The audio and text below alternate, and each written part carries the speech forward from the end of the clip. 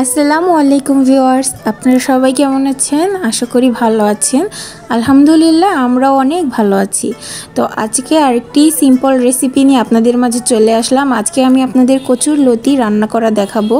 আর আমার রেসিপিগুলো আশা করি আপনাদের ভালো লাগে। আর ভালো লেগে থাকলে ভিডিওতে একটা লাইক করে দিবেন এবং আমার চ্যানেলটিকে সাবস্ক্রাইব করে দিবেন। তো আজকে কচুর লতি রান্নার জন্য আমি এখানে পেঁয়াজ কুচি এবং মরিচ কুচি একটু বাদামি করে ভেজে নিলাম। তারপর এর মধ্যে আমি পরিমাণ মতো দিয়ে দিলাম আদা বাটা। আর আদা বাটা দেওয়ার পর একটু পেঁয়াজের সাথে ভালো করে ভেজে কষিয়ে নিতে হবে, যেন আদা বাটার কাঁচা গন্ধটা চলে যায়।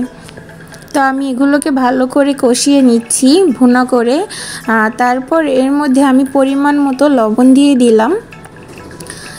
আর লবণটা কিন্তু অবশ্যই পরিমাণ মতো দিয়ে দিবেন। শুরুতেই বেশি কতগুলো লবণ দিয়ে দিবেন না, এতে করে লবণের পরিমাণ যদি বেশি হয়ে যায় তাহলে কিন্তু পরবর্তীতে আপনি সেই তরকারিটা আর খেতে পারবেন না। তো এই টিপসগুলো লক্ষ্য রাখবেন রান্নার সময়। আর মশলাটা যে কষানোর পরে আমি এখানে অল্প একটু পানি দিয়ে দিলাম এবং পানি দেওয়ার পরে আমি এখানে মরিচের গুঁড়ো দিয়ে দিলাম হলুদের গুঁড়ো এবং ধনিয়ার গুঁড়ো দিয়ে দিলাম। এখন দিয়ে দিব জিরার গুঁড়ো। তো এই সবগুলো গুঁড়ো মশলা দেওয়ার পরে আমি এগুলোকে ভালো করে মিক্স করে নিব এবং এটাকে আবারও আমি কষিয়ে নিব 5 মিনিটের মতো। আর মশলা আপনি যত কষিয়ে নেবেন সেটার টেস্ট কিন্তু ততই ভালো হয়। তো সামান্য পরিমাণে একটু পানি দিয়ে দিলাম এবং এগুলোকে আমি ভালো করে কষিয়ে নিলাম। এখন এর মধ্যে আমি দিয়ে দিলাম ধুয়ে রাখা চিংড়ি মাছ। আর কচুর লতিতে কিন্তু আপনারা চিংড়ি মাছ দিতে পারেন, চিংড়ি মাছ অথবা ইলিশ মাছ বা কোনো শুটকি, আপনাদের যেইভাবে ইচ্ছা সেভাবেই রান্না করতে পারেন। আর আমার হাতের কাছে চিংড়ি মাছ ছিল তাই আমি চিংড়ি মাছ দিয়ে দিলাম এবং রসুন কুচি দিয়ে দিলাম। আর এই পর্যায়ে রসুন কুচিটা দিবেন, এতে করে আপনার কিন্তু গলাটা ধরবে না। অনেকে দেখা যায় যে কচুর লতি খেতে পারে না, গলা ধরে, তো তার জন্যই আমি রসুন কুচি দিয়ে দিলাম। আর এগুলো একটু ভাজা ভাজা হয়ে গেলে এর মধ্যে আমি ধুয়ে রাখা, ভালো করে কুটে ধুয়ে নিয়েছিলাম আগে থেকেই, সেই কচুর লতিগুলো দিয়ে দিলাম। এখন এগুলোকে ভালো করে মিক্স করে নিব এবং এগুলোকে একটু ভালো করে মশলার সাথে লতিগুলোকে ভালো করে কষিয়ে নিব। তারপর আমি এখানে পরিমাণ মতো পানি দিয়ে দিব।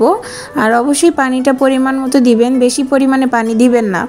তো 5 মিনিট উল্টে পাল্টে লতিটা মশলার সাথে ভাজা পরে আমি এখানে পানিটা কিন্তু দিয়ে দিলাম।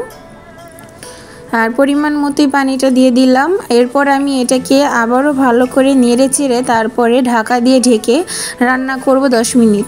তো এইভাবে কিন্তু আপনারা খুব সহজেই কচুর লতি রান্না করতে পারেন। আর এই খাবারটা কিন্তু খেতে অনেক মজা হয়।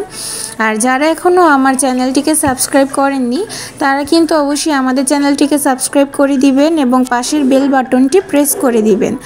আর এখানে কিন্তু আমার কচুর লতিটা প্রায় রান্না হয়ে এসেছে, 50%-এর মতো সেদ্ধ হয়ে গিয়েছে। এখন বাকি 50% সেদ্ধ হবে। তো এই পর্যায়ে আমি এখানে একটু আচার দিয়ে দিলাম। আর এই আচারটা দেওয়ার কারণে কিন্তু এটা টেস্ট আরও ভালো আসবে। তো আপনারা চাইলে আচার বা তেঁতুল আপনাদের পছন্দ অনুযায়ী অ্যাড করতে পারেন। আর যদি কারো পছন্দ না হয় তাহলে নাও দিতে পারেন।